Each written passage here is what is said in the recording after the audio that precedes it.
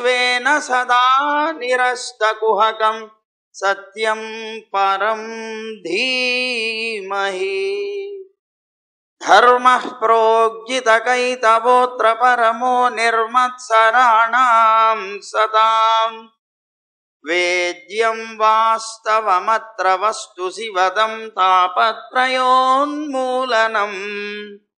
శ్రీమద్భాగవతే మహామునికృతే కిం వా పరైరీశ్వర సద్యో హృద్యవరుధ్యతేత్ర కృతిభిః శుశ్రూషుభిస్తక్షణాత్ నారాయణం నమస్కృత్య నరం చైవ నరోత్తమం దేవీం సరస్వతీం వ్యాసం తతో జయముదీరయేత్ యం ప్రవ్రజంతమనుపేతమపేతకృత్యం ద్వైపాయనో విరహకాతరాజుహావ పుత్రేతి తన్మయతయా తరవోభినేదుః తం సర్వభూతహృదయం మునిమానతోస్మి. శ్రీమద్భాగవతం పురాణతిలకం యద్వైష్ణవానాం ధనం యస్మిన్ పారమహంస్యం ఏకమమలం సత్యం జ్ఞానం పరం గీయతే యత్ర జ్ఞాన విరాగ భక్తి నైష్కర్మ్యమావిష్కృతం నిగమకల్పతరోర్గళితం ఫలం సుఖముఖాదమృతద్రవ సంయుతం పిబత భాగవతం రసమాలయం ముహురహో రసికా భువి భావుకాః.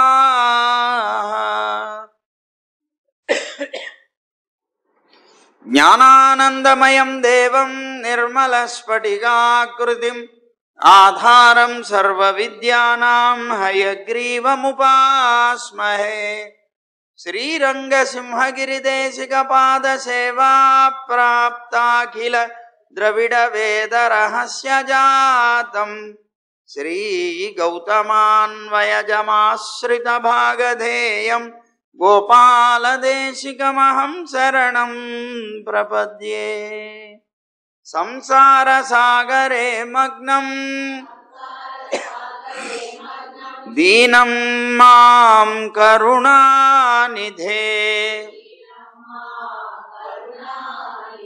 కర్మమోహగృహీతాంగం మాముద్ధర భవార్ణవాత్.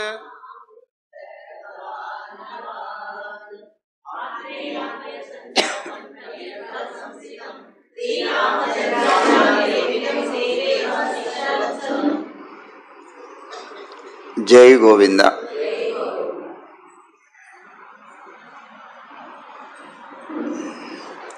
సనందనుడు తాను చెప్తున్నాడు, శృతులన్నీ కూడాను పరమాత్మని ఎలా స్తోత్రం చేశాయి అనేటువంటిది.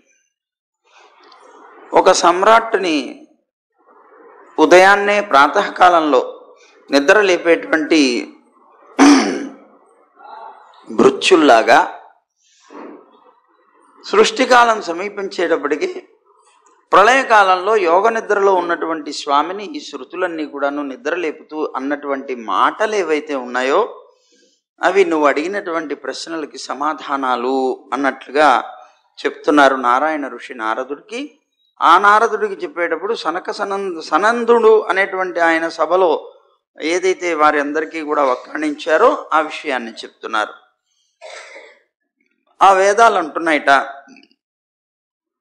ఓ అజితుడా, దేని ద్వారా అయితే లోకంలో సత్వగుణం కానీ రజోగుణం కానీ తమో గుణం కానీ ఈ మూడు దోషాలుగా గ్రహింపబడుతున్నాయో చరాచరమైనటువంటి ఆ మాయని నాశనం చేసి నువ్వు జయాన్ని పొందువు అంటున్నాయట శృతులన్నీ కూడా. అంటే ఈ లోకంలో సత్వరజస్తమో గుణాలు ఏవైతే ఉన్నాయో అవి నీ యొక్క మాయ చేత దోషాలుగా పరిగణింపబడుతున్నాయి. అలాంటి ఆ దోషాలు నీ చేతనే నీ మాయ వల్ల వచ్చినటువంటివి కనుక ఆ త్రిగుణాలకి నువ్వు అతీతుడివై ఉంటావు. నీ మాయ వల్ల వచ్చినాయి కనుక ఆ మాయ నీ అధీనంలో ఉన్నది కనుక మాయకి అతీతుడివై ఉన్నావు నువ్వు అంటూ ఈ ప్రశ్నకి సమాధానంగా చెప్పినట్లుగా కీర్తిస్తున్నాయి అవన్నీ. అలాంటి నువ్వు జయం పొందు అని అంటున్నారు. నువ్వు స్వయంగా ఆత్మశక్తిని అనుసరించి మాయాతీతుడు అయినటువంటి నీయందు సమస్త ఐశ్వర్యం సంపూర్ణంగా ఉంది. ఈ స్వరూపమే ఐశ్వర్య స్వరూపం కనుక నీకు నువ్వే ఈ జగత్తులో ఉండేటువంటి సర్వశక్తులని కూడాను మేల్కొల్పేవాడివి. నిన్ను మేము మేల్కొల్పడం కాదు, జగత్తులో ఉండే సకల జీవరాశిని మేల్కొల్పేటువంటి వాడివి నువ్వే, సర్వశక్తుల్ని మేల్కొల్పేటువంటి వాడివి నువ్వే, ఉద్బోధకుడవి, అంతర్యామివి కూడా. వాటిల్లో ఉండేటువంటి శక్తినంతటిని నువ్వు ఎలా మేల్కొల్పుతావు? అన్నిట్లోనూ అంతర్యామిగా ఉండడం చేత వాటికి శక్తిని ప్రసాదించి అదిగో ఆ శక్తితో వాడిని కూడా నువ్వు పనిచేసేలాగా చేస్తావు. నువ్వు ఆత్మశక్తితోటి ఈ లోకంలో క్రీడిస్తూ ఉంటావు. ఏదో కారణం చేత, అంటే నీ సంకల్పం చేతనే అనుకోవచ్చు, నీ యొక్క ఛాయాశక్తి అయినటువంటి మాయ మీద నువ్వు దృష్టిని ఉంచావు. అదే ప్రకృతి అని అంటాం మనం. ఎప్పుడైతే నీ దృష్టిని నువ్వు వాటి మీద ఉంచావో, ఆ మాయ మీద ఉంచావో, దాని ద్వారా సృష్టి అనేటువంటిది ప్రారంభమైంది ఈ లోకంలో. వేదాలు ఈ రెండింటినీ కూడా, అంటే ఈ లీలలు ఏవైతే ఉన్నాయో రెండు విధాలుగా ఈ లీలలన్నింటినీ కూడా వర్ణించాయి. అలాంటి ఆ లీలలు చేసేటువంటి వ్యక్తివి నువ్వు. త్రిగుణ రూపమైనటువంటి మాయా మృగం ఏదైతే ఉందో, అంటే 3 గుణాల రూపంగా ఉన్నటువంటి మాయా మృగాన్ని, అంటే ఈ శరీరాన్ని లేదా ఈ భూమిని, ప్రకృతిని ఆడించేటువంటి వాడవు నువ్వు. వివేకవంతులైనటువంటి మహాపురుషులు ఎవరైతే ఉన్నారో వాళ్ళందరూ కూడాను నీ యొక్క మాయా విశేషమే ఈ సంసారం అనేటువంటిది తెలుసుకొని, ఆ కారణం చేత లోకపావనుడైనటువంటి నిన్ను, ఈ మాయకి అతీతమైనటువంటి నిన్ను ఆశ్రయించడం చేత ఈ మాయ నీ అధీనంలో ఉన్నది కనుక దీని నుంచి మేము కూడా బయటపడొచ్చు అని తెలుసుకోగలిగారు. అలా నిన్ను ఆశ్రయించి నీ కీర్తి సుధ ఏదైతే ఉన్నదో అదంతా కూడాను జగద్వ్యాప్తం చేసేలాగా వాళ్ళందరూ కూడా దాంట్లో పూర్తిగా అవగహించారు. అంటే నీ కీర్తి సుధ, నీ కీర్తి అనేటువంటి అమృతం ఏదైతే ఉన్నదో ఆ అమృత సముద్రంలో మునిగి తేలారు వాళ్ళందరూ కూడా. ఎందుకు? ఆ మాయ నుంచి బయటపడటం కోసం. ఆ మాయ నుంచి బయటపడాలంటే నీ కీర్తిని ఎందుకు వాళ్ళందరూ కూడాను మునగాలి? నీ కీర్తి అనేటువంటి సముద్రం, అదే అమృతంలో ఎందుకు మునగాలి? దాన్ని ఎందుకు పానం చేయాలి వాళ్ళు అనంటే, ఆ మాయ నీ అధీనంలోది కనుక, నువ్వు ఆ మాయకి అతీతుడవి కనుక. అది తెలిసినటువంటి చమత్కారం, అది అంటే చాతుర్యం కలిగినటువంటి వాళ్ళు, వివేకవంతులైనటువంటి వాళ్ళు ఈ రహస్యాన్ని తెలుసుకొని నిన్ను ఆశ్రయిస్తూ ఉంటారయ్యా. అందువల్ల మహాపురుషుల యొక్క స్వరూప స్ఫూర్తి చేత రాగాదులైనటువంటి అంతఃకరణ ధర్మాలు, అంటే అనురాగం, అదే అహంకారం, మమకారం మొదలైనటువంటివన్నీ అంతఃకరణ ధర్మాలుగా చెప్పబడతాయి గనక అవి కానీ, లేదా జర వ్యాధి అనేటువంటివి ప్రకృతి సంబంధం, అంటే శరీరానికి సంబంధించినటువంటివి కానీ, ఇవన్నీ కాలధర్మాలు. అవేమో అంతఃకరణ ధర్మాలు.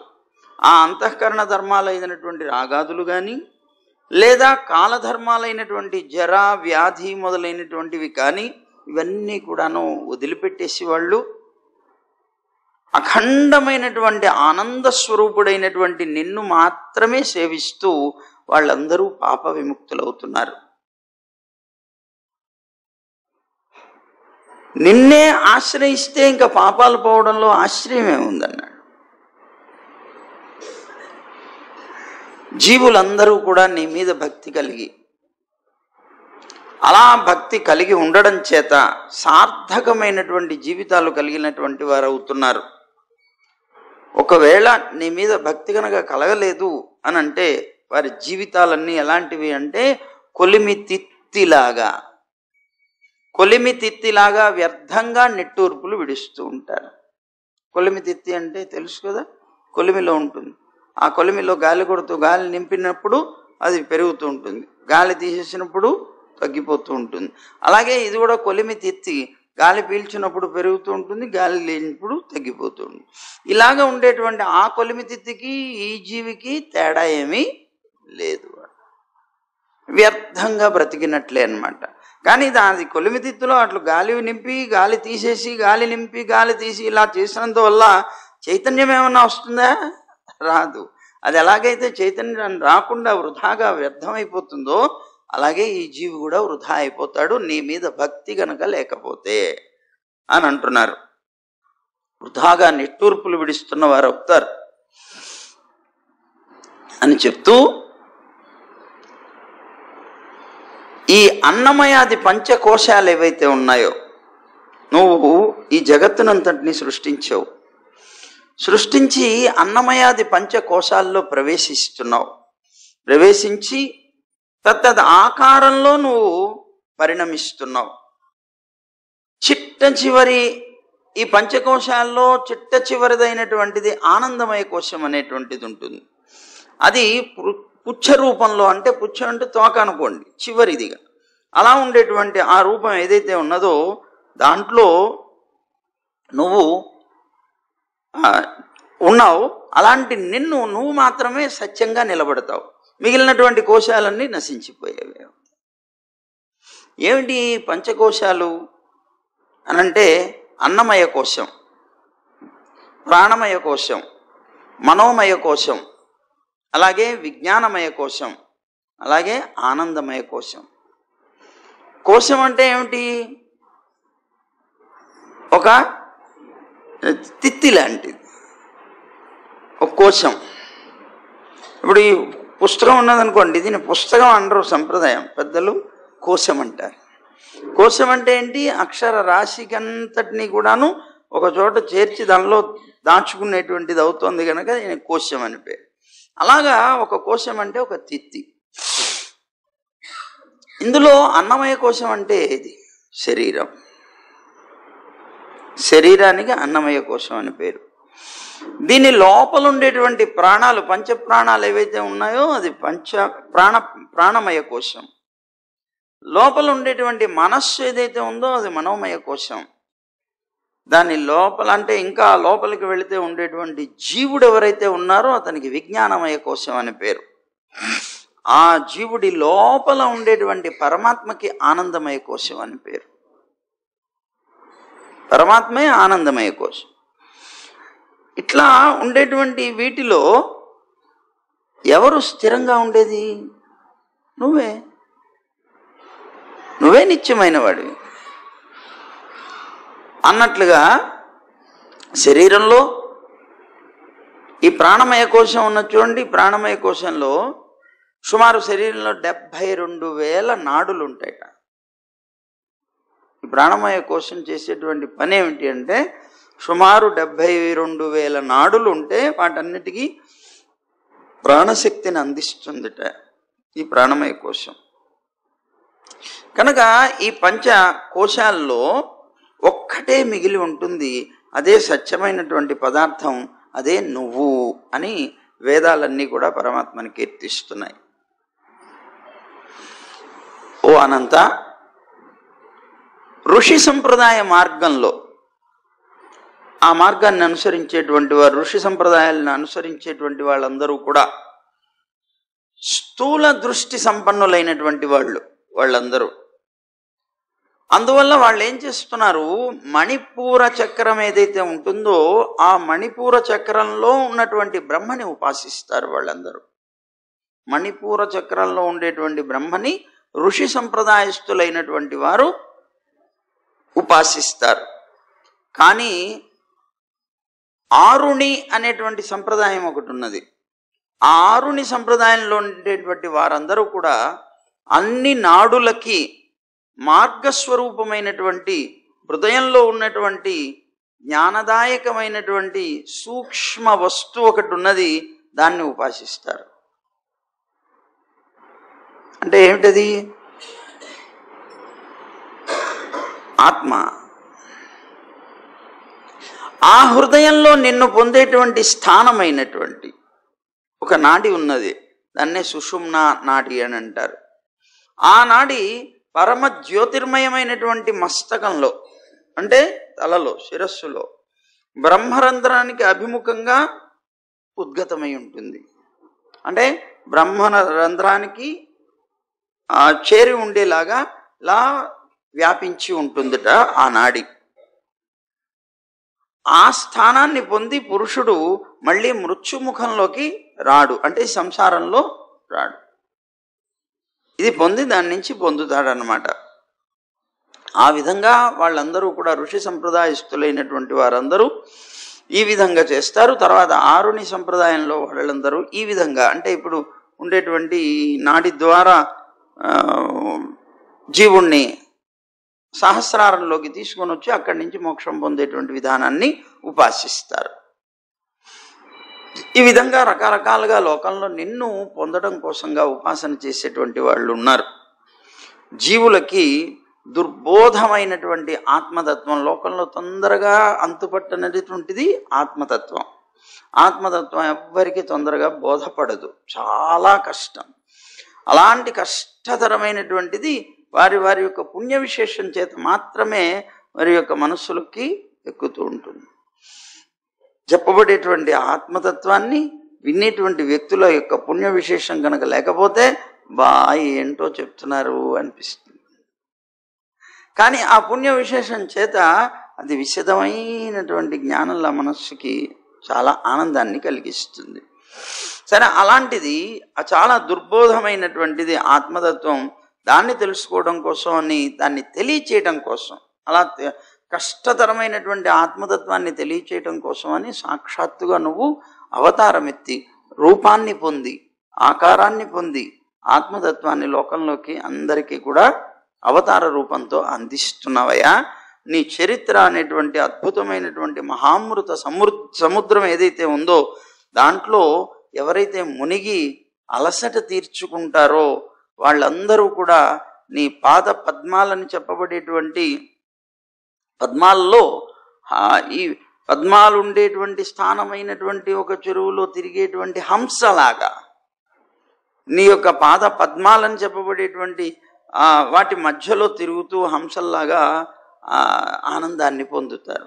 వాళ్ళు అలా పద్మాల మధ్య తిరిగేటువంటి హంసలాగా తిరుగుతుండేటువంటి అనేక మంది భాగవతోత్తములు ఎవరైతే ఉంటారో వాళ్ళ యొక్క సాంగత్యాన్ని కూడా పొంది అలాంటి మహానుభావులు చాలా ఉత్తమమైనటువంటి స్థితిని పొందుతారు. వాళ్ళు ముక్తిని కూడా కోరరు యథార్థంగా. ఆ భాగవత సాంగత్యమే చాలు జీవితానికి ఆనందం అనుకుంటారు. అలాంటి వాళ్ళు అవుతారు అని అన్నారు. స్వామి, నిన్ను అనుసరించి నీ సేవకి మాత్రమే ఉపయోగపడేటువంటి ఈ నశ్వరమైనటువంటి శరీరం ఏదైతే ఉన్నదో ఇది జీవుడికి చాలా అపురూపమైనటువంటిదిగా అనిపిస్తుంది. ఎందుకని? ఒక ఆత్మలాగా అనిపిస్తుంది. ఇదే ఆత్మయేమో అనేటువంటి భావాన్ని కూడా కలిగిస్తుంది ఈ శరీరం. ఒక సుహృత్తులాగా అనిపిస్తుంది. ఈ శరీరం ఉండబట్టే కదా నేను జీవించగలుగుతున్నాను. ఈ శరీరం నాకు చాలా గొప్ప స్నేహం, ఇంతకన్నా గొప్ప స్నేహితుడు నాకెవరున్నారు అన్నట్లుగా శరీరం సుహృత్తులాగా అనిపిస్తుంది. ప్రియమైనటువంటి వ్యక్తిలాగా అనిపిస్తుంది. యథార్థంగా దీన్ని రక్షించుకోవడం కోసం అత్యంత ప్రియమైనదిగా భావిస్తాడు కనుకనే దీన్ని రక్షించుకోవడం కోసం చాలా ప్రయత్నాలు చేస్తాడు. ప్రియమైన వ్యక్తిలాగా అనిపిస్తుంది. స్వాధీనమైనటువంటి భావనతో ఉంటుంది. మళ్ళీ ఇది వ్యతిరేకంగా కూడా ఉండదు. ఎప్పుడైతే నీకు అనుకూలంగా ఎవరైనా ఉన్నారు అంటే వాళ్ళ మీద ప్రీతి పెరుగుతుంది నీకు. ఎవరైనా నీకు వ్యతిరేకంగా ఉన్నారు అంటే వాళ్ళ మీద ద్వేషం పెరుగుతుంది. అలా నీ శరీరం నీకెప్పుడు వ్యతిరేకంగా ఉండే ప్రయత్నం చేయదు. నీకు ఎప్పుడూ కూడా అనుకూలంగా ఉంటుంది. అందుకే నీకు దాని మీద ఎక్కువ ప్రేమ. అందుకే దాన్ని వదిలి ఉండాలంటే నువ్వు ఎక్కువ ఇష్టపడవు. శరీరాన్ని వదలడానికి ఎవరైనా దుఃఖపడతారు చూడండి. ఎందుకు అని అంటే కారణం అలా అనుకూలమైనటువంటి స్వాధీన భావంతో మెలుగుతూ ఉంటుంది. అయినప్పటికీ కూడా అంత ఇదిగా ఉన్న దాని మీద ప్రీతి కలిగి దాన్ని ఉపాసించేటువంటి వాళ్ళు చి అంటున్నారు. నిజమే, ఇంత గొప్పదే శరీరం, మనకి ప్రియమైంది, మనకు అనుకూలమైంది, కానీ శాశ్వతమైంది కాదు కదా, అనిత్యమైనటువంటిది కదా. దీని మీద ఆసక్తి పెంచుకొని అంత ప్రియమైందనేటువంటి భావంతో చాలా భయంకరమైనటువంటి చాలా అనేక రకాల దుఃఖాలతో పూర్తిగా ఉండేటువంటి నిండి ఉండేటువంటి సంసారం అనేటువంటి దాంట్లో తిరుగుతూ ఉండేటువంటి జీవులు ఉన్నారే, ఈ జీవులందరూ కూడా ఈ శరీరం మీద చాలా గొప్ప ఆనందాన్ని పొంది తిరుగుతూ ఉంటారు.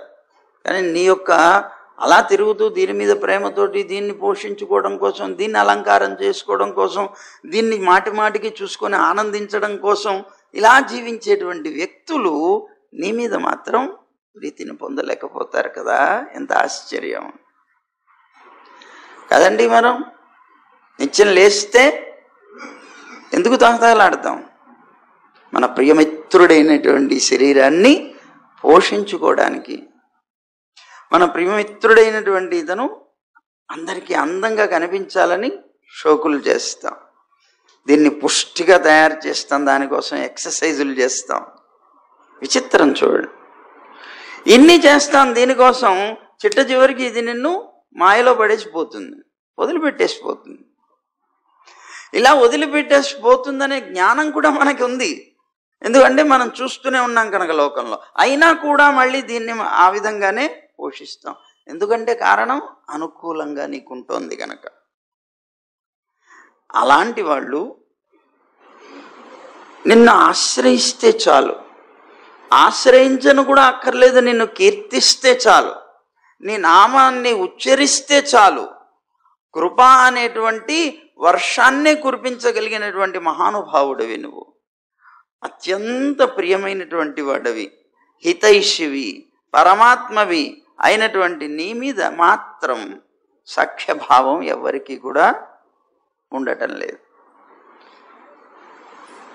నువ్వు నిత్యమైన వాడివి, యథార్థంగా సుఖాన్ని ఇచ్చేటువంటి వాడివి. అలాంటి నీ మీద మాత్రం వాళ్ళెవరికి మనస్సు ఉండదు. కానీ అది నిత్యంలా అనిపిస్తూ సాక్షాత్తు ఇదే ఆత్మేమో అనేటువంటి భ్రమని కూడా కల్పిస్తూ నీకు అత్యంత ఆత్మీయమైనటువంటిదిగా నీకు భావన కలిగిస్తూ జీవించే శరీరం మీద మాత్రం వ్యామోహాన్ని పొంది ఉంటారయ్యా. ఎంత విచిత్రం ఇది అని అంటున్నారన్నమాట వేదాలన్నీ కూడా. మునులు ప్రాణం, మనస్సు, ఇంద్రియాలు మొదలైనటువంటి వాటన్నిటినీ కూడాను నిగ్రహించేస్తారు. ఎందుకు? ఈ మనస్సు ఇతరమైన విషయాల మీదకి వెళ్లకుండా నీ మీద మాత్రమే నిలిపి ఉంచాలనేటువంటి ఉద్దేశంతో వాటిని నిగ్రహించి దృఢమైనటువంటి యోగాన్ని అవలంబించి వారి యొక్క హృదయాల్లో ఏ తత్వాన్నైతే ఉపాసిస్తారో చూడండి, వాళ్ళు ఎంత కష్టపడతారు దాన్ని. నిన్ను వారి యొక్క హృదయాల్లో స్థిరంగా నిలుపుకోవడం కోసం యోగులైనటువంటి వారు వారికి ఉండేటువంటి ఇంద్రియాలని, ప్రాణాన్ని, మనస్సుని అన్నిటినీ నిగ్రహిస్తారు. కానీ ఇవేమీ చేయకుండానే శత్రువులైనటువంటి వాళ్ళు ఉంటారే నీకు, వాళ్ళు కూడా నిన్ను అలాగే స్మరిస్తూ ఉంటారు. వీళ్ళు ఎంతలా నిగ్రహించి నిన్ను వాళ్ళ యొక్క మనస్సులో నిలుపుకోవడానికి ప్రయత్నం చేసేటువంటి యోగుల్లాగానే వాళ్ళు ఏ తపస్సులు చేయరు, ఏ ప్రాణాన్ని నిగ్రహించరు. కానీ నీ మీద ఉండేటువంటి శత్రుత్వం చేత నిరంతరం వాళ్ళ మనస్సులో నిన్ను నిలుపుకుంటూ ఉంటారు వాళ్ళు. అలాగే నీ అద్భుతమైనటువంటి సౌందర్యాన్ని చూసి ఆ సౌందర్యానికి మోహించి నీ యొక్క ఆలింగనాదులతో నిన్ను వశం చేసుకునే నీకు వశమైపోయి తిరుగుతూ ఉండేటువంటి ఆ రమణులైనటువంటి స్త్రీలు ఉన్నారే, వాళ్ళందరూ కూడా నిన్ను నిరంతరం స్మరిస్తూ ఉంటారు. కానీ తమాషా ఏంటంటే ఇన్ని రకాల భేదాలతో ఉన్నా అందరికీ నువ్వు సమానంగానే కృపను చూపిస్తావు. ఎలా ఉన్నప్పటికీ కూడా వాళ్ళ యొక్క కష్టము, వీళ్ళ యొక్క నష్టము, వీళ్ళకు ఉండేటువంటి ప్రీతో ఏదైనా కావచ్చు కూడా, నీ యొక్క కృప పొందడం మాత్రం వాళ్ళందరూ సమానంగానే లభిస్తారు నీ కృపని అని అంటున్నారు. వైశేషికులు అని చెప్పబడేటువంటి వాళ్ళు ఉన్నారే, వాళ్ళందరూ కూడా జగత్తు యొక్క ఉత్పత్తిని అంగీకరిస్తారు. కానీ ఇంతలా ఉన్నప్పటికీ కూడా నిన్ను పొందడానికి యోగులు ఇలా సాధన చేస్తారు, వీళ్ళందరూ ఇలా ఉంటారు. కానీ కొంతమంది మాత్రం నీకు భిన్నంగా ఆలోచన చేసేవాళ్ళు కూడా ఉన్నారు. వైశేషికులు అని చెప్పబడేటువంటి వాళ్ళు జగత్తును అంగీకరిస్తారు, జగత్తు యొక్క ఉత్పత్తిని అంగీకరిస్తారు. పాతంజలులు అని చెప్పబడేటువంటి పతంజలి మొదలైనటువంటి వారు వ్యాకరణ భాష్యం రాసినటువంటి వాళ్ళు ఎవరైతే ఉన్నారో వాళ్ళందరూ కూడా ఆ మతానుయాయులు అసత్తు నుంచి బ్రహ్మం అనేటువంటిది పుట్టింది అని అంటారు. అసత్ పదార్థం నుంచి బ్రహ్మం పుట్టింది అని చెప్పుకుంటూ ఉంటారు. అలాగే నైయాయికులు అని చెప్పబడేటువంటి వాళ్ళు 21 విధాలుగా దుఃఖం ఉంటుంది, ఈ దుఃఖాన్ని 21 విధాలుగా నాశనం చేసేసుకోవడమే ముక్తి అని అంటారు. మనకు ఉండేటువంటి దుఃఖం అనంతం, ఈ అనంతమైనటువంటి దుఃఖాన్ని 21 విధాలు చెప్తారు వాళ్ళు నాశనం చేసుకోవడానికి. అలా నాశనం చేసుకోవడమే మోక్షం అంటారు వాళ్ళు. ఇక సాంఖ్యులు ఉన్నారు. ఈ సాంఖ్యులందరూ కూడా ఆత్మవస్తువులో భేదాన్ని చూపిస్తారు. ఆత్మవస్తువులో భేదం అంటే ఏమిటి? జీవులు పరమాత్మ అనేటువంటి భేదాన్ని చూపిస్తారు ఆత్మవస్తువులో. ఇక మీమాంసకులు ఉన్నారు. వాళ్ళు కర్మఫల వ్యవహారాన్ని చెప్తారు ఎక్కువగా. అంటే కర్మఫల వ్యవహారం అంటే అర్థం ఏంటి? కర్మఫలం వల్ల కలిగేటువంటి స్వర్గాదులన్నీ సత్యము అని అంటారు. స్వర్గలోకం మొదలైనటువంటి అంటే ఇప్పుడు మీమాంసకుల్లో ఉండేటువంటి ఒక రీతి ఏమిటి అంటే వేదాన్ని అంగీకరిస్తారు కానీ పూర్తిగా అంగీకరించరు. వేదాన్ని కర్మకాండ వరకు మాత్రమే అంగీకరిస్తారు. వాళ్ళకి భగవంతుడు లేడు, విగ్రహం లేదు, విగ్రహారాధన లేదు. మరి భగవంతుడు లేకపోతే మరి పూర్వకాండంతా చెప్పేది యజ్ఞాలు కదండి. ఆ యజ్ఞాల్లో అందరూ కూడా హవిస్సులు అందించవలసింది దేవతలకు కదండి. మరి దేవతలు లేరంటే మరి ఎట్లాగండి ఇది? వీళ్ళు ఎలా అంగీకరించినట్లు అవుతుందండి అని అంటే వాళ్ళకి శరీరాలు లేవన్నారు.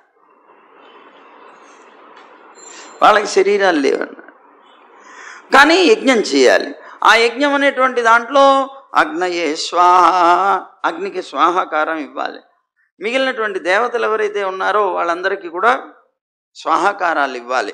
ఆయా స్వాహాకారాలని వాళ్ళందరూ కూడాను పొందుతారు. వాళ్ళు ఆయా దేవతా స్వరూపాల నామాలు అందులో పొందుతారు. సరే, మంచిది. దానివల్ల నీకేమొస్తుందయ్యా? పుణ్యం అంటే నమ్మరు వాళ్ళు. పుణ్యం లేదు, ఏమీ లేదు. మరి ఏమంటారు? దానికి ఇంకొక పేరు పెట్టుకున్నారు వాళ్ళు. ఏమంటారు? అపూర్వం అంటారు. అపూర్వం పుడుతుంది దానివల్ల అంట. అపూర్వం అంటే ఇంతకు పూర్వం లేనిది అన్నమాట. ఒక విశేషమైనటువంటి శక్తి కలుగుతుంది అలా చెప్తారు. ఆ విధంగా వాళ్ళందరూ కూడా ఈ కర్మఫలం ఏదైతే ఉన్నదో దాన్ని మాత్రం అంగీకరిస్తారు. అలాగే స్వర్గాది మొదలైనటువంటివన్నీ సత్యమే అని అంటారు. పరమ పురుషార్థం ఏమిటి అంటే అపూర్వం అంటారు. అపూర్వాన్ని కర్మ చేసి పొందాలి అనేటువంటి విషయం చెప్తారు. కానీ ఆ ఉపదేశాలన్నీ కూడా భ్రమజనితాలు అంటున్నారు. భ్రమని పుట్టించేటువంటివే, మనకి నిజమైనటువంటి తత్వదృష్టి వల్ల కలిగినవి కావు అని అంటున్నారు. ఈ పురుషుడు అంటే ఈ జీవుడు త్రిగుణాలతో కూడినటువంటి వాడు అవడం వల్ల అతను పూర్తిగా అజ్ఞానంతో నిండబడి ఉంటున్నాడు. ఈ అజ్ఞానం కన్నా కూడాను అతీతమైనటువంటి వాడివి, పరమ జ్ఞానస్వరూపుడివి నువ్వు అని పరమాత్మని చెప్తున్నారు, కీర్తిస్తున్నారు. అలాగే సర్వజీవులకి కూడా అధిష్టానమని ఎవరైతే నిన్ను భావిస్తారో, నిన్ను సేవిస్తారో, అలాంటి అంటే అధిష్టానం అంటే ఆధారం. ఎవరైతే నిన్ను భావిస్తారో అలాగా సకల జీవరాశికి కూడా అధిష్టానమైనటువంటి వాడిని భావిస్తారో వాళ్ళు నిజంగా వాళ్ళ యొక్క శిరస్సు మీద, అంటే మృత్యువు యొక్క శిరస్సు మీద వాళ్ళ యొక్క పాదాన్ని నుంచి వాళ్ళు వెళ్ళగలుగుతారు, అధిగమించగలుగుతారు. అంటే మృత్యువుని కూడా అధిగమించి వెళ్ళగలుగుతారు, అతిక్రమించగలుగుతారు అని చెప్తున్నాడు. భక్తి లేని వారు మాత్రం, వాళ్ళు గొప్ప పండితులైనా సరే, ఎంత పెద్ద శాస్త్రాలు చేసినా సరే, చదివినా సరే, ఈ కర్మకాండ సంబంధమైనటువంటి స్వర్గాది ఫల శృతి వాక్కులు ఏవైతే ఉన్నాయో ఆ వాక్కుల ద్వారా పశువుల్లాగా వాళ్ళందరినీ కూడా ఈ సంసారంలో బంధిస్తున్నాం. అంటే ఈ కర్మలు చేస్తే ఈ ఫలాన్ని పొందుతావు, ఈ ఫలాన్ని పొందుతావు అని చెప్తున్నాయి కదా శాస్త్రాలు. వాటి ఎలాగైతే అవన్నీ కూడా వాళ్ళని బంధిస్తాయో ఆ కర్మ ఫలాలు, అలాగే వీళ్ళందరూ కూడాను నీ మీద పూర్తిగా విశ్వాసాన్ని పొంది జీవించకుండా నువ్వు అధిష్టానం అనేటువంటి విషయాన్ని విస్మరించి భక్తి లేకుండా ఉన్నటువంటి వాళ్ళందరూ కూడా సంసారం అనేటువంటి కూపంలోనే పొందుతారు అని. ఇక్కడ విశ్వాసం చాలా ప్రధానమైంది, చాలా ప్రధానమైంది. భక్తి అంటే ప్రధానమైంది ప్రీతి కలగాలంటే విశ్వాసం ఉండాలి. విశ్వాసం ఉంటేనే ప్రీతి కలుగుతుంది, లేకపోతే కలిగే ప్రశ్న లేదు. కనుక విశ్వాసం అనేటువంటిది చాలా ముఖ్యమైనది. అయితే దానికి శాస్త్రాలు అవసరం లేదు, పెద్దల యొక్క మాటలైనా చాలు. మహానుభావులు ఒకసారి భట్టర్ వారు కాలక్షేపం చెప్తున్నారు. కాలక్షేపం చెప్తూ ఉంటే ఒక చతుశాస్త్ర పండితుడు వచ్చారు. చతుశాస్త్ర పండితుడైనటువంటి మహానుభావుడు అక్కడికి వచ్చేవారు భిక్ష కోసం వచ్చేవారు. వస్తే కాలక్షేపం జరుగుతూ ఉండగా ఒక శిష్యుడిని పిలిచి భట్టర్ వారు మీరు వెళ్ళి వారికి భిక్ష వేసిరండి అని పంపించేవారు. వారు వెళ్ళి భిక్ష వేసి వచ్చేవారు. ఆయన చతుశాస్త్ర పండితుడు, మామూలు వాడు కాదు. 4 శాస్త్రాలు అద్భుతంగా ఇది చేసినటువంటి వ్యక్తి, మహాపండితుడు. సరే ఆయన వెళ్ళిపోయేవాడు. తర్వాత మళ్ళీ కాలక్షేపం జరుగుతుండేది. మళ్ళీ తర్వాత ఇంకొక మహానుభావుడు వచ్చేవారు. వారు ఆశోర్ధపుండ్రాలు పెట్టి నిరంతరం నారాయణ నామ జపం చేసుకుంటూ భిక్షకు వచ్చేవారు. ఆయన వచ్చేటప్పుడు సాక్షాత్తుగా ఈ భట్టర్ వారే లేచి వెళ్ళి వారికి భిక్ష వేసి వచ్చేవారు. ఈ తేడాన్ని గమనిస్తున్నారు శిష్యులందరూ కూడా. శాస్త్రం ఏం చెప్తోంది, ఆయనేమో రెండోసారి వచ్చినటువంటి ఆయన పండితుడు కాదు, ఏమీ తెలియదు, పామరుడు ఆయన, ఏమీ తెలియదు, అసలు జ్ఞానం లేదు, శాస్త్ర జ్ఞానం. శాస్త్రం ఏం చెప్తోంది, పండితుణ్ణి గౌరవించమని చెప్తోంది, పామరుణ్ణి కాదు. ఇంత జ్ఞానం కలిగినటువంటి గురువు గారు ఎందుకు ఇలా ప్రవర్తిస్తున్నారు అని శిష్యుల్లో సందేహం కలిగింది. ఆ ముందు వచ్చే ఆయనేమో చతుశాస్త్ర పండితుడు. చతుశాస్త్ర పండితుడైనటువంటి వాడికేమో శిష్యుడి చేత వేయించడం ఏంటి, అసలు ఏ పాండిత్యము లేదు, శాస్త్ర జ్ఞానమే లేదు. అలాంటి వాడికి స్వయంగా వీరు స్వయంగా వెళ్ళి వేయటం అనేటువంటిది గౌరవం కదా, యథార్థంగా గౌరవించడం అంటే అది కదా. మీరు వారిని గౌరవిస్తున్నారు, వారికి మాత్రం శిష్యుడి చేత వేయిస్తున్నారు, కారణం ఏమిటి అని వీళ్ళందరికీ సందేహం వచ్చింది. పాపం ఉండబట్టలేక అడిగేశారు, గురువుగారు ఎందుకండి మీరు ఇలా చేస్తున్నారు, శాస్త్రం పండితుడిని కదా గౌరవించమంది, ఆ ముందు వచ్చి ఆయన చతుశాస్త్ర పండితుడు కదా, ఈయన అసలు పండితుడు కాదు కదా, మరి అలాంటప్పుడు వీరిని మీరు గౌరవిస్తున్నారు, మీరే స్వయంగా వెళ్ళి భిక్ష వేస్తున్నారు, మరి వారికి కదా మీరు వెళ్ళి వేయాలి, వీరికి కదా ఇంకొకరిని పంపించి చేయించాలి, ఎందుకు ఈ తేడా చూపిస్తున్నారు, ఏమిటి కారణం అని అడిగాడు. సరేనన్నా రేపు చెప్తాను మొత్తం మీద మీకు అన్ని వివరంగా అన్నారు. సరే మరునాడు వచ్చారు, కాలక్షేపం ప్రారంభమైంది. కొద్దిసేపు అయ్యేటప్పటికే చతుశాస్త్ర పండితుడు వచ్చారు. ముందుగానే వీళ్ళందరికీ కూడా ఏం చేయాలో చెప్పారు. వెంటనే రాగానే వీళ్ళల్లో 2-3 వెళ్ళిపోయి ఆయన ఒక కుర్చీ తీసుకొచ్చి ఆసనంలో కూర్చోబెట్టారు. బాబు కూర్చోబెడితే భట్టర్ వారు వెళ్ళారు దగ్గరికి. వెళ్ళి వారిని అడిగారు, స్వామి మీరు చతుశాస్త్ర పండితులు అని నేను విన్నాను, ఎన్నో శాస్త్రాలు మీరు అధ్యయనం చేశారంటే మహానుభావులు కదా, మీకు పరతత్వ జ్ఞానం ఉండి ఉండొచ్చు, పరతత్వం ఎవరు, లోకంలో పరుడెవరు అనేటువంటి జ్ఞానం కలిగి ఉండొచ్చు కదా, ఇన్ని శాస్త్రాలు చదివారంటే అదేమిటో కొద్దిగా వివరించి చెప్తారా, పరుడెవరు, అందరికన్నా ఉత్కృష్టమైన దైవం ఎవరు, ఎవరిని ఆశ్రయిస్తే మనకు మోక్షం వస్తుంది, శాస్త్రం అంతా చదివారంటే అన్నీ తెలుస్తాయి కదా, మీ పాదాలు పట్టుకొని ప్రార్థిస్తాం, చెప్పండి బాబు. ఆయన అన్నారట, నేను వృద్ధుణ్ణి అయిపోయానయా, నాకెంత 80 ఏళ్ళు 90 ఏళ్ళు వచ్చేస్తున్నాయి, ఇలాంటి వృద్ధాప్యంలో ఉన్నాను, నిజంగానే నేను చతుశాస్త్ర పండితుణ్ణి, నేను అన్ని శాస్త్రాలు చదివాను కానీ ఈ ఒక్క విషయమే ఇంకా తెలుసుకోలేకపోయాను.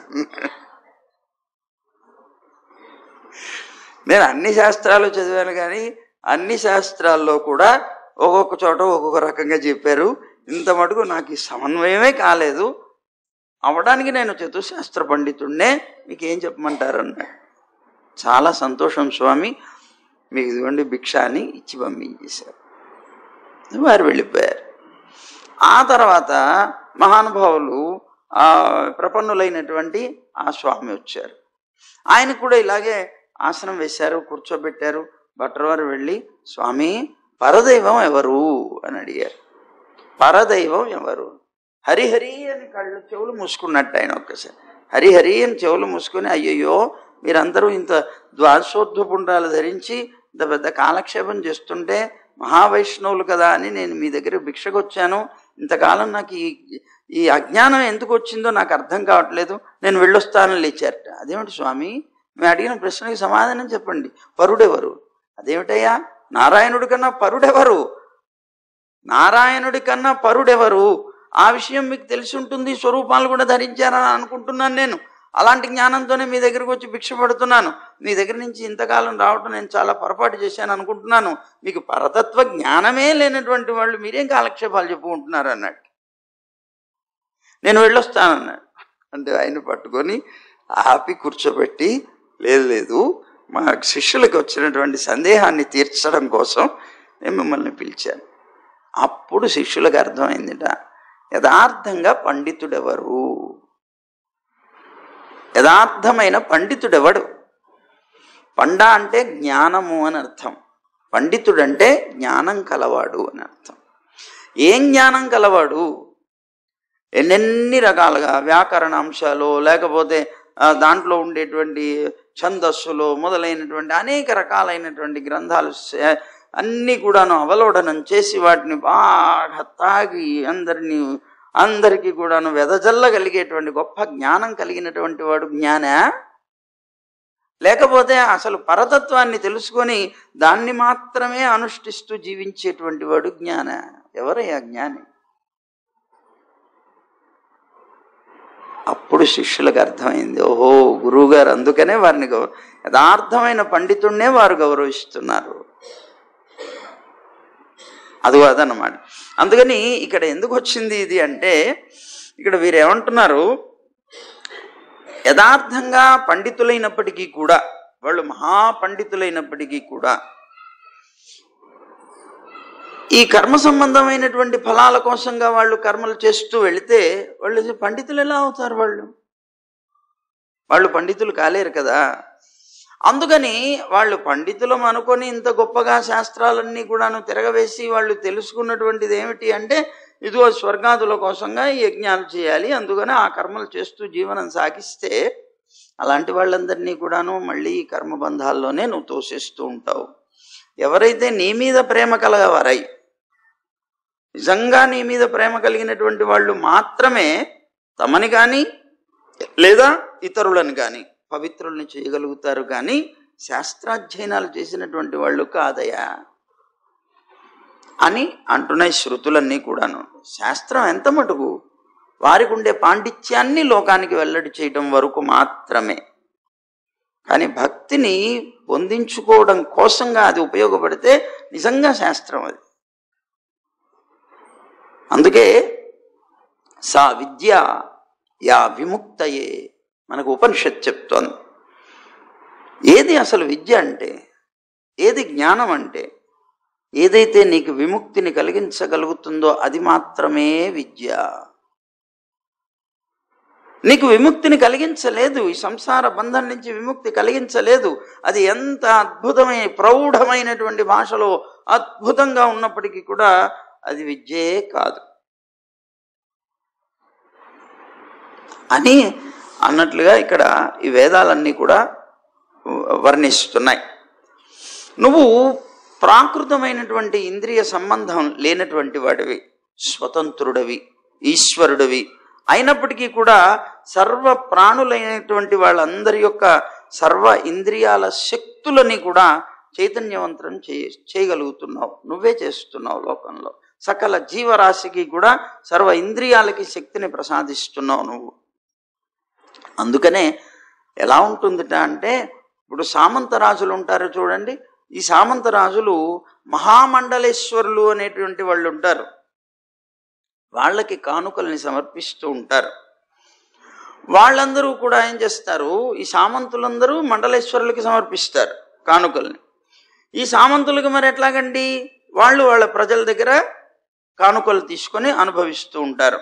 అట్లాగే అవిద్యతో పాటుగా సకల దేవతలు కూడా విశ్వకర్త అయినటువంటి నీకోసమని పూజోపహారాలు తీసుకొని వచ్చి నీకు అనేక రకాలుగా హవ్య కవ్య అని చెప్పబడేటువంటి పదార్థాలు హవ్య రూపంగా కవ్య రూపంగా నీకు పదార్థాలని అనుగ్రహిస్తూ, అంటే వారు సమర్పిస్తూ జీవిస్తూ ఉంటారు దేవతలందరూ కూడా. వాళ్ళందరూ కూడా నిరంతరం భయపడుతూ జీవనం సాగిస్తారు.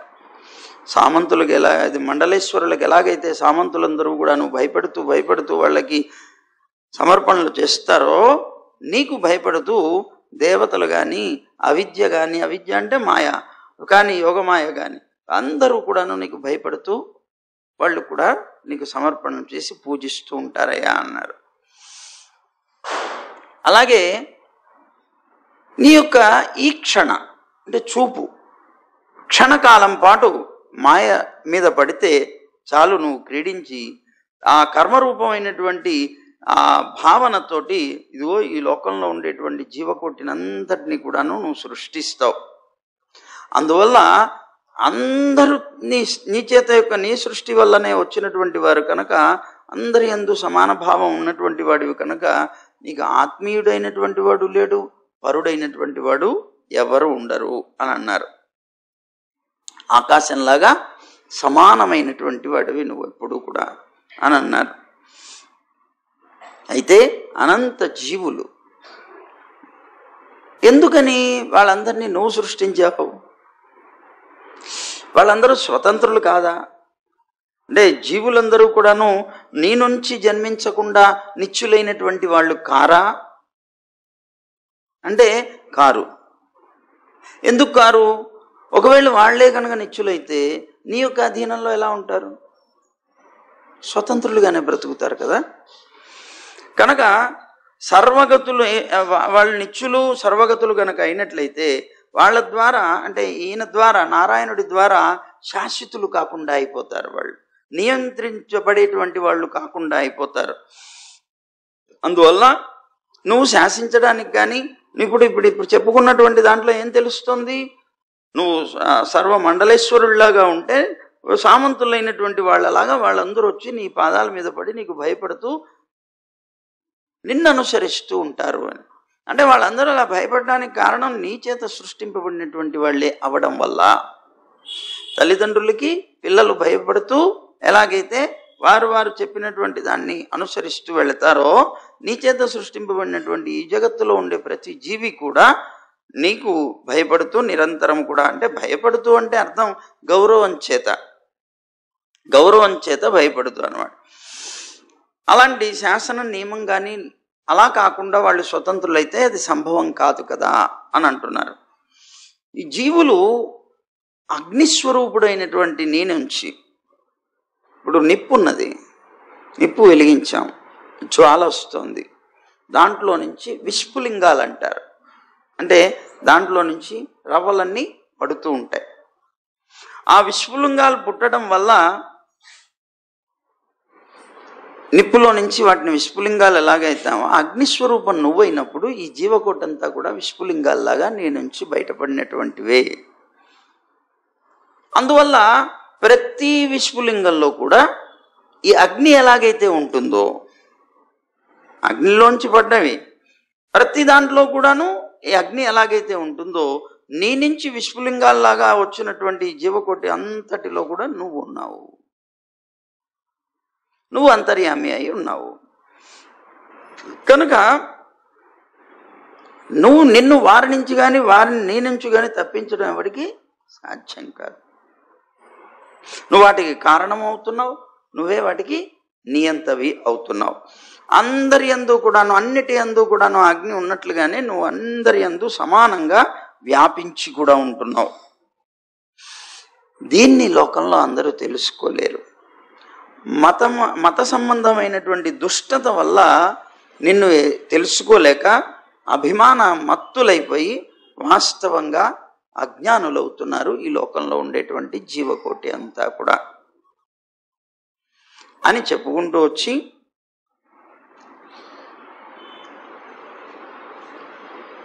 వీళ్ళందరూ కూడా మళ్ళీ ప్రళయకాలం వచ్చేటప్పటికి అందరూ చేరిపోతారు నీలోకి. ఎలా ఉంటుందిట అది అంటే, అనేక రకాల పుష్పాలు ఉన్నాయి. ఆ పుష్పాల్లో ఉన్నటువంటి రకరకాల పుష్పాలు, అన్ని పుష్పాల్లో నుంచి తెచ్చినటువంటి తేనె ఉన్నది. ఆ తేనెంతటినీ ఒక చోట పోస్తాం మనం. మళ్ళీ మనం గుర్తించగలుగుతామా? ఇది పుష్పం తేనె, ఈ పుష్పం తేనెది, ఈ పుష్పం తేనెది. అన్ని పుష్పాల్లో ఉండేటువంటి రసాన్నంతటిని ఒక చోట చేర్చినప్పుడు ఎలాగైతే కలిపినటువంటి దాన్ని మళ్ళీ మనం గుర్తించలేమో, అదిగో అలాగా ఈ జీవకోటి అంతా కూడాను పరమాత్మలో చేరిపోయినప్పుడు ఇది ఇది ఇది ఇది అని గుర్తించడానికి వీలైనటువంటిది. అలాగా నీలోనే లోకమంతా కూడా, ఈ జీవకోటి అంతా కూడా చేరిపోయి ఉంటుంది అని అంటున్నారు. వివేకవంతులైనటువంటి వారు ఈ జీవుల్లో ఉత్తరోత్తరం పుట్టడానికి కారణస్వరూపాన్ని, నీ మాయా ప్రభావానికి హేతువైనటువంటి భ్రమని, ఈ రెండింటినీ కూడా తెలుసుకుంటారు. మనం మాటి మాటికి పుట్టడానికి కారణం ఏమవుతుంది? మన కర్మ. ఈ కర్మలో మనం పడ్డానికి కారణం ఏమిటి? మాయా అంటే త్రిగుణాలు. ఈ ప్రకృతి అంటే త్రిగుణాత్మకమైన ప్రకృతి, సత్వరజస్తమో గుణాలు. ఇలాగా తెలుసుకొని సంసారాన్ని నాశనం చేయగలిగేటువంటి నీయందు మనస్సును పూర్తిగా పెట్టుకొని, శీతం కానీ అంటే చల్లదనం, గ్రీష్మం, వేడి, వర్షం అనేటువంటి 3 పరిచ్ఛేదాలతో కూడా నీ యొక్క భ్రూభంగమైనటువంటిది సృష్టి. భ్రూభంగం అంటే ఏంటి? నువ్వు ఇలా అంటే చాలు, కంటిని ఇలా అనేస్తే చాలు, సృష్టి ఏం జరగాలో జరిగిపోతూ ఉంటుంది. అలాంటిదైనటువంటి సృష్టి, అలాగే సంవత్సరాత్మకమైనటువంటి కాలం, ఇవన్నీ కూడా నిన్ను కనుక ఎవరైతే శరణుచొచ్చారో, అంటే నీ దగ్గరకు వచ్చి నీ పాదాలను పట్టుకొని నిన్ను శరణాగతి చేయరో, వాళ్ళందరికీ మాత్రం మాటి మాటికి జనన మరణ రూపమైనటువంటి ఈ సంసార భయాన్ని కలిగిస్తుంటుంది. కానీ ఎవరైతే నిన్నొచ్చి శరణాగతి చేస్తారో వాళ్ళకి భవం అని చెప్పబడేటువంటి సంసారంలో భీతిని పోగొడుతుంది అని చెప్తున్నారన్నమాట. ఇంద్రియాల్ని, ప్రాణాలని జయించినటువంటి వారికి కూడా లొంగనటువంటిది ఒకటి ఉంది.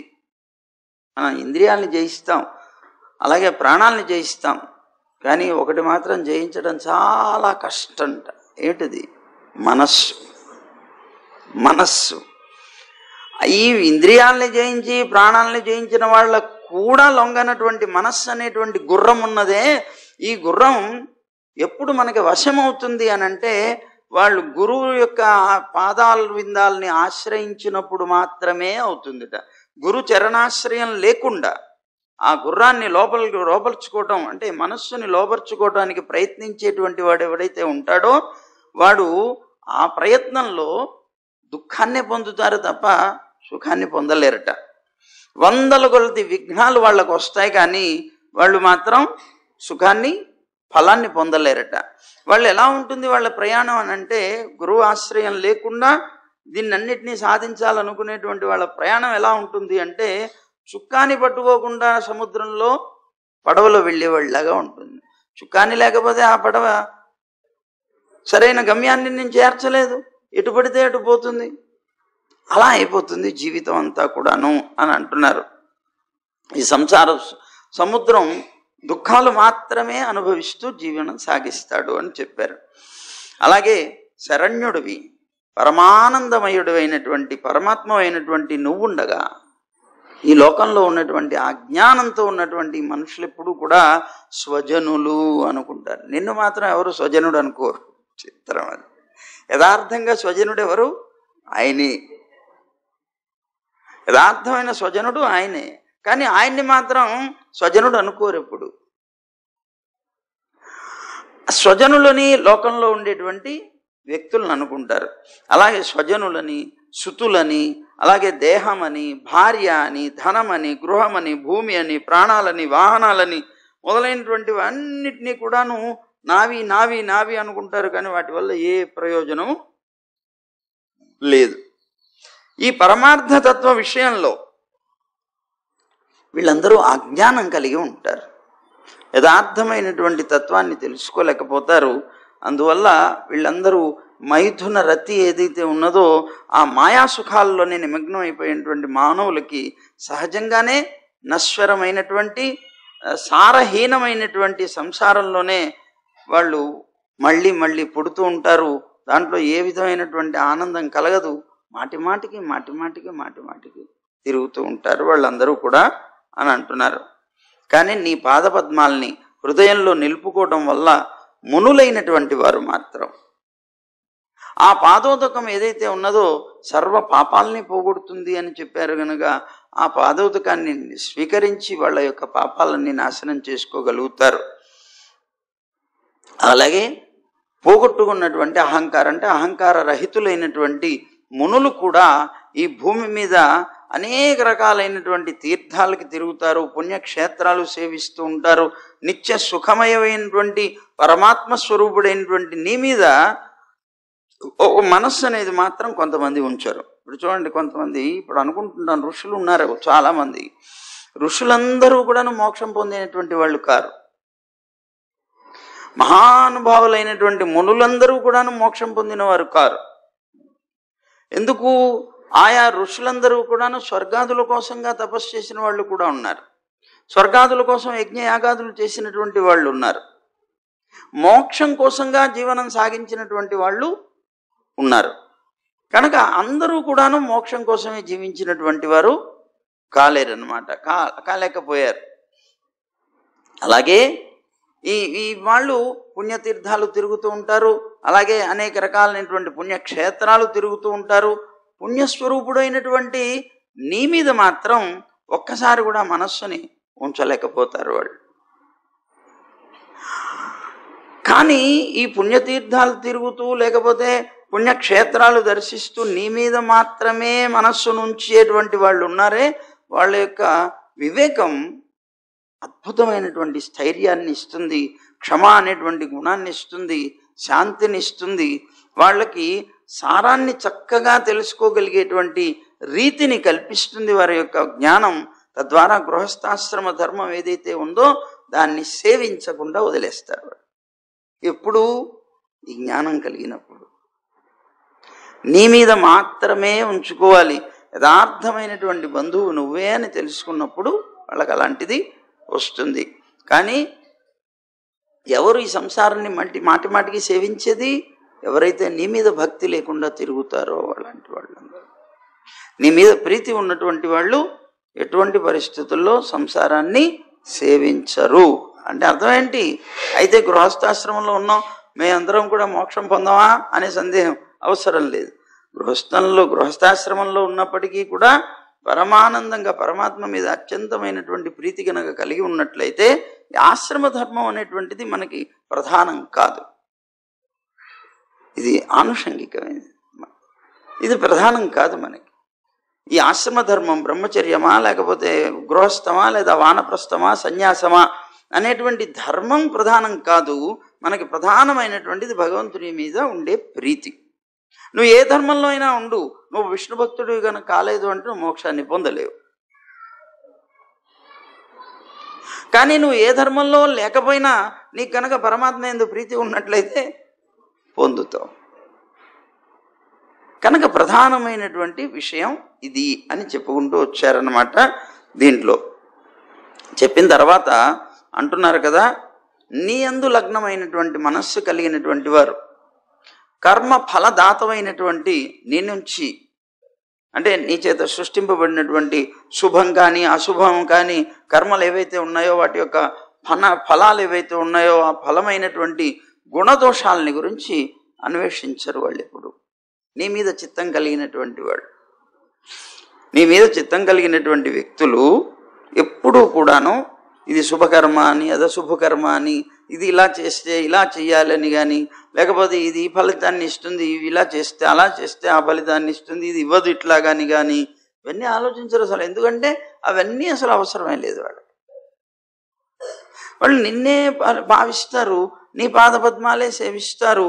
నిన్ను పొందాలి అనుకునేటువంటి వాళ్ళు వాటి గురించి ఇంకెందుకు ఆలోచిస్తారు? అవన్నీ ఆలోచించరన్నారు.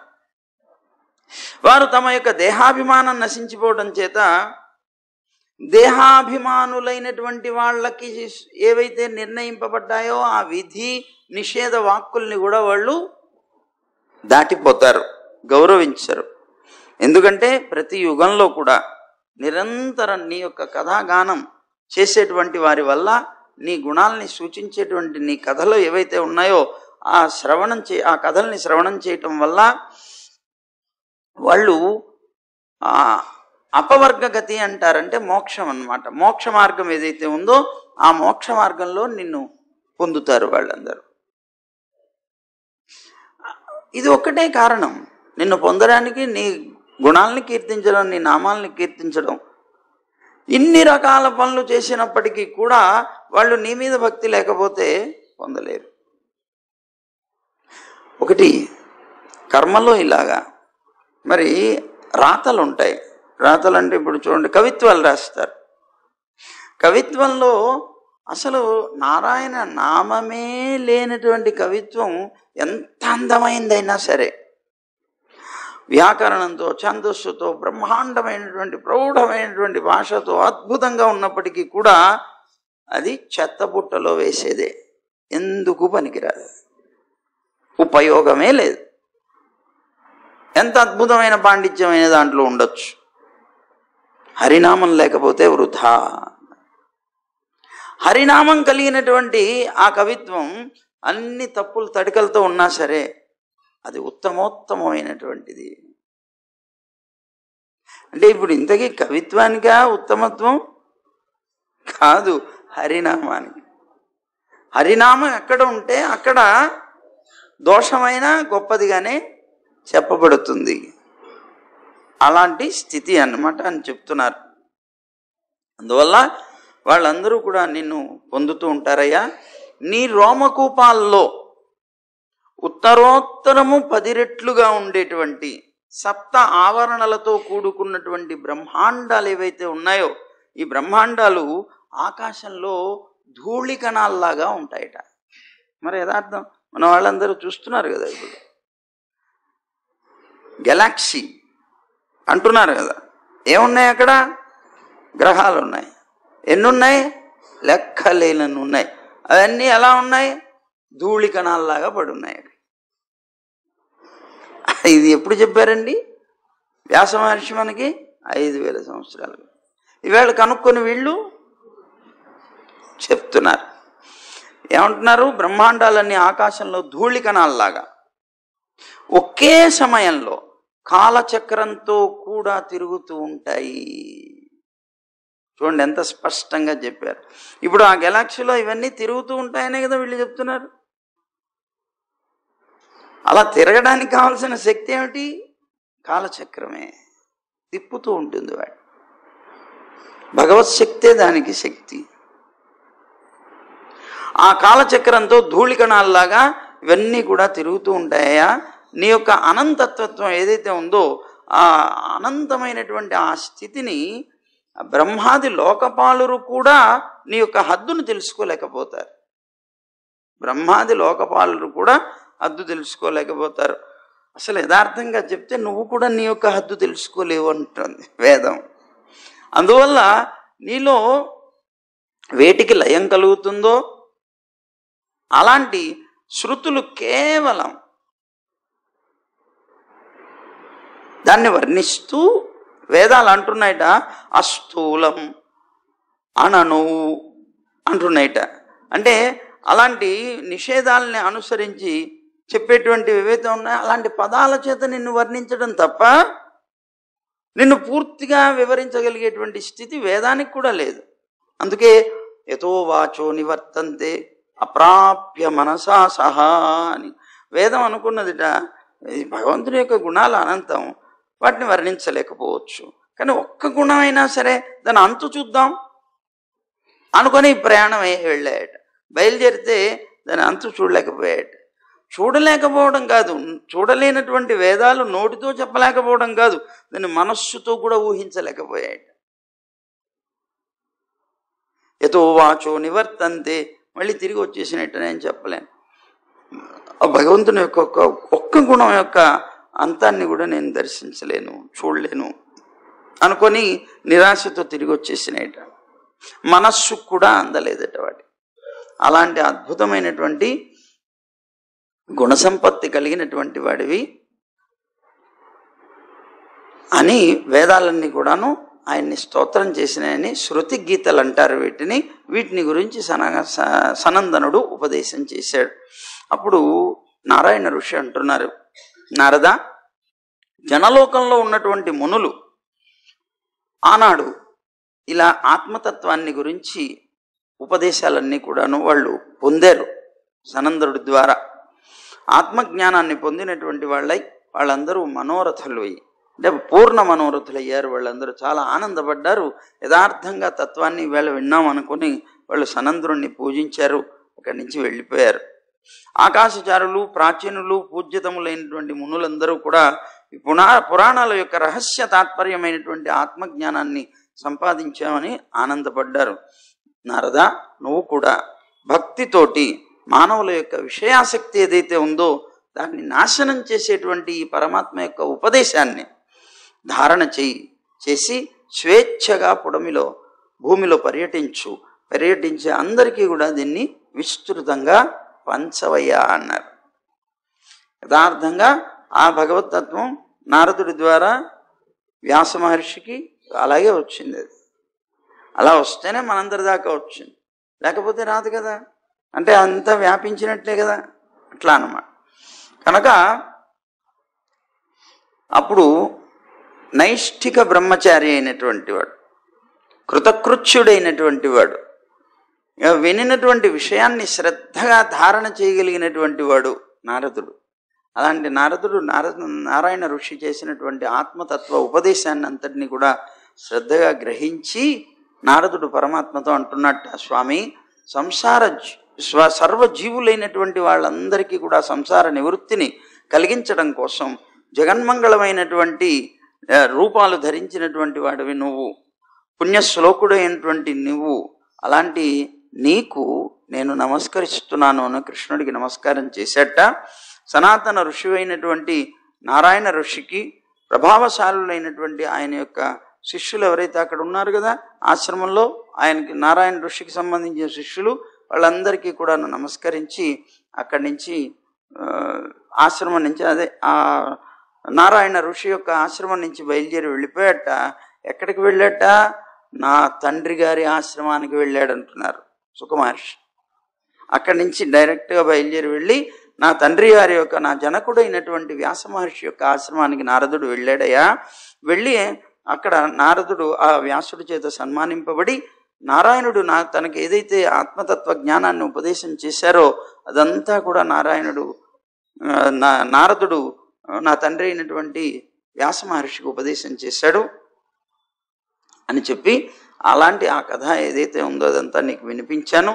జీవుల యొక్క సర్వవిధ పురుషార్థ సిద్ధి కోసంగా సృష్టి, స్థితి, ప్రళయం అని చెప్పబడేటువంటి ఈ 3 కార్యాల్లో కూడా నిమిత్తంగా ఉన్నవాడు, ఉపాదానంగా ఉన్నవాడు, ఈ జగత్తుకు కారణ రూపమైనటువంటి ఆ పరమాత్మ, ప్రకృతి పురుషులని చెప్పబడేటువంటి ఆ పరమాత్మ ఎవరైతే ఉన్నారో విశ్వాన్నంతటినీ కూడా ఆయనే సృష్టించాడు.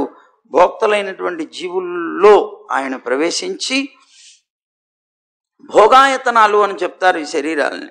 ఆ భోగాయతనం అని చెప్పబడేటువంటి ఈ శరీరాలని సృష్టించినటువంటి వాడై ఈ భోగాల్ని కలగచేసి అవన్నీ వాళ్ళ చేత అనుభవింపచేసి జీవుల్లో తాను అంతర్యామిగా ఉండి వాళ్ళకి సాక్షిభూతుడై ఉండి అతన్ని ఉద్ధరింపజేసేటువంటి ప్రయత్నంలో నిరంతరం సాగుతూ ఉండేటువంటి వాడు అయ్యాడు పరమాత్మ అని సుఖమహర్షి పూర్తి చేశారు ఈ అధ్యాయాన్ని.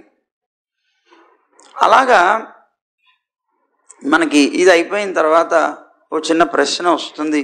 ఆ ప్రశ్న ఏమిటో రేపు చెప్పుకుందాం. సర్వం శ్రీకృష్ణార్పణమస్తు. గోవింద జయ జయ గోపాల జయ జయ రాధారమణ హరి గోవింద జయ జయ గోవింద జయ జయ గోపాల జయ జయ రాధారమణ హరి గోవింద జయ జయ గోదారమణ హరి గోపాల జయ జయ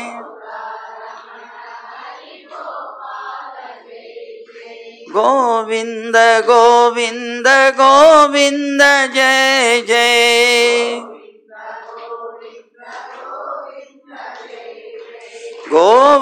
గోవర్ధనోద్ధార గోవింద జయ జయ గోపీ మనోహర ముకుంద జయ జయ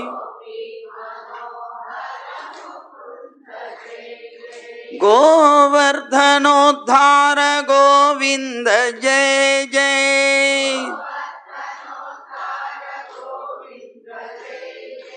గోపీ మనోహర ముకుంద జయ జయ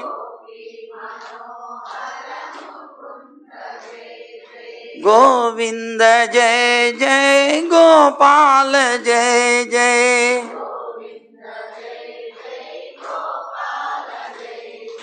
గోవింద జయ జయ గోపాల జయ జయ.